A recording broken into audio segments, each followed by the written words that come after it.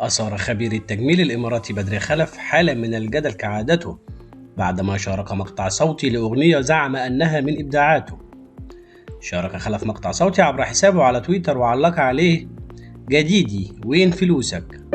بدري ما أقدر أكمل معك، مع السلامة. ليش تتركني؟ شنو صار؟ حسبي الله ونعم الوكيل.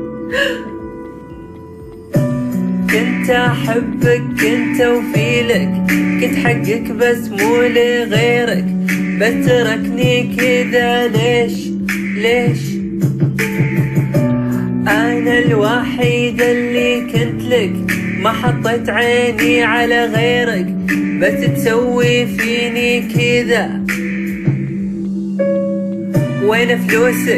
وين فلوسك ما بيحبك، وين فلوسك يلا، وين فلوسك ما بيحبك، يلا روح.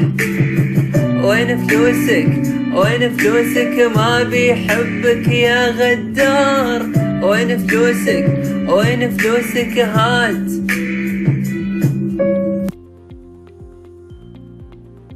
وفي الوقت ذاته أثار خلف الجدل بشكل غريب حينما أعلن استرجاله حال فوز المنتخب السعودي على نظيره المكسيكي في كأس العالم المقام في قطر، وغرد قائلا: إذا فاز المنتخب السعودي بسترجل. إن أعجبك الفيديو برجاء الاشتراك في حساباتنا على السوشيال ميديا باسم خبر طازة وتفعيل زر الجرس ليصلك كل إشعارات الأخبار الجديدة.